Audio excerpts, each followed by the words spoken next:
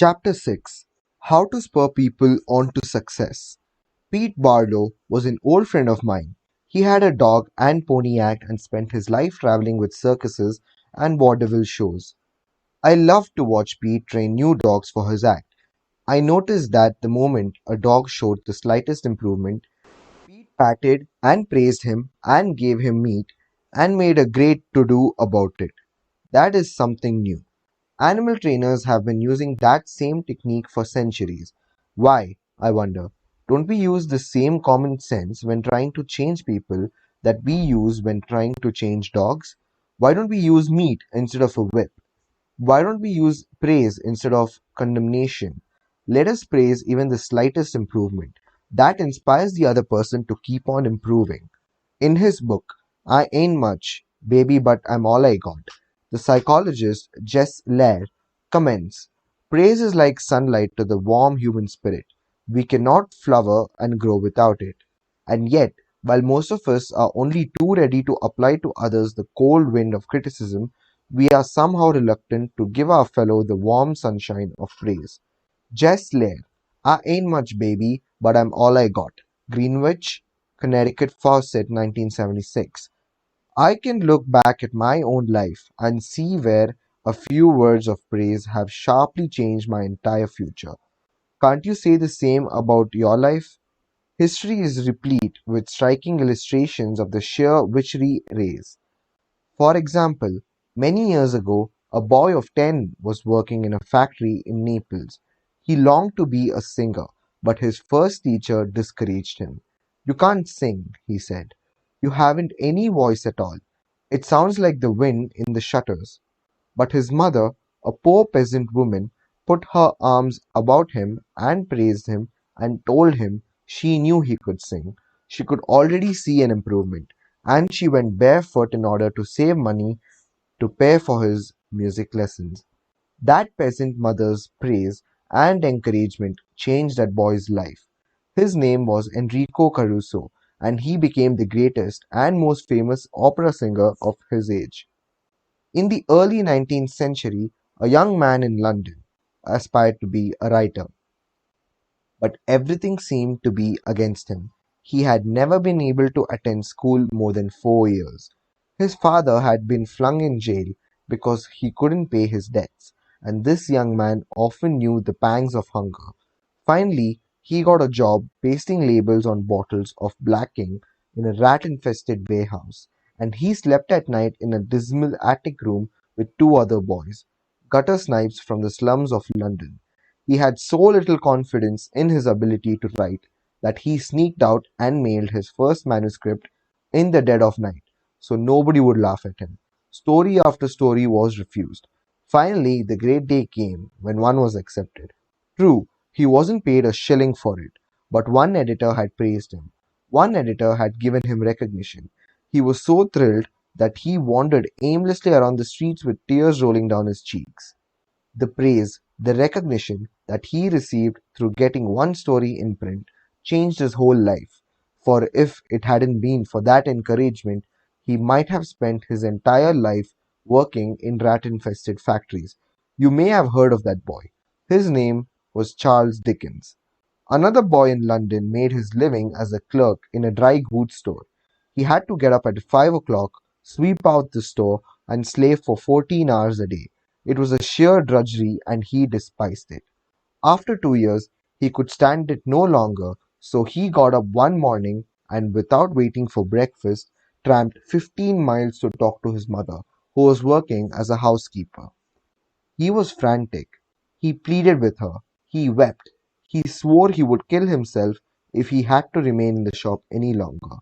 Then he wrote a long, pathetic letter to his old schoolmaster, declaring that he was heartbroken, that he no longer wanted to live. His old schoolmaster gave him a little praise and assured him that he really was very intelligent and fitted for finer things and offered him a job as a teacher. That praise changed the future of that boy and made a lasting impression on the history of English literature. For that boy went on to write innumerable best selling books and made over $1 million with his pen.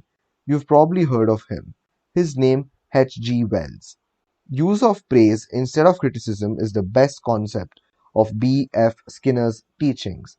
This great contemporary psychologist has shown by experiments with animals and with humans that when criticism is minimized and praise emphasized, the good things people do will be reinforced and the poorer things will atrophy for lack of attention.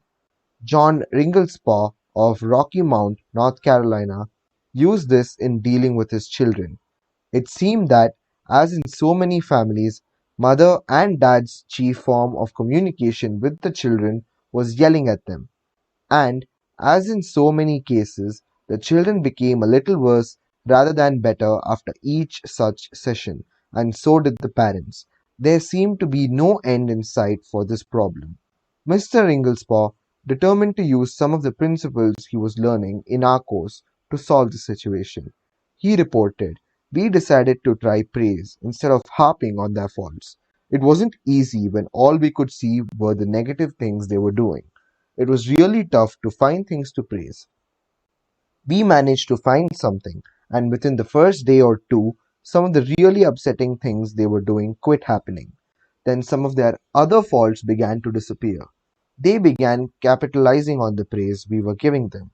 They even began going out of their way to do things right. Neither of us could believe it. Of course, it didn't last forever, but the norm reached after things leveled off was so much better.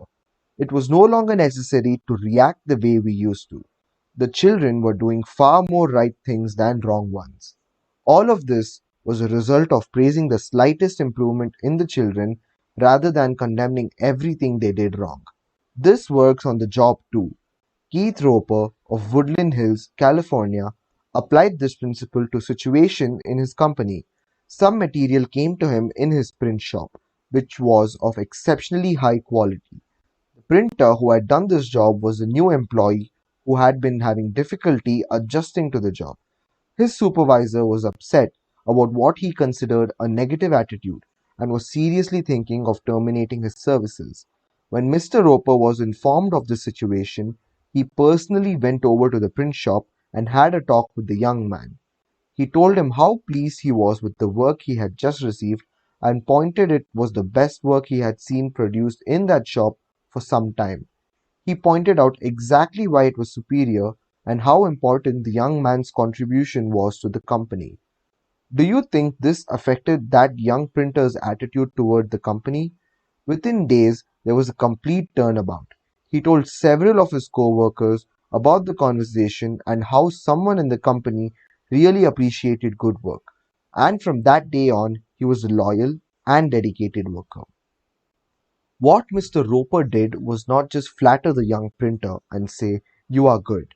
He specifically pointed out how his work was superior, because he had singled out a specific accomplishment rather than just making general flattering remarks.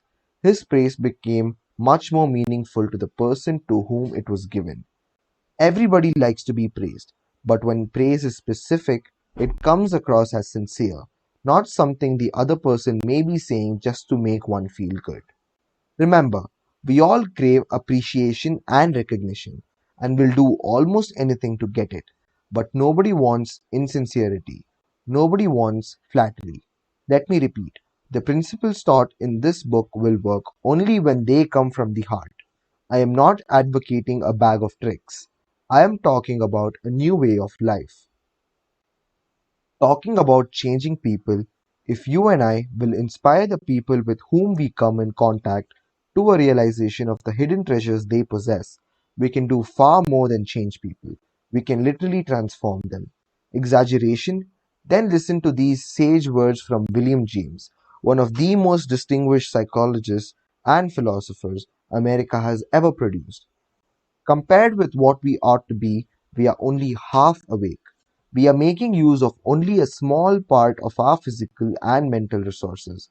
Stating the thing broadly, the human individual thus lives far within his limits.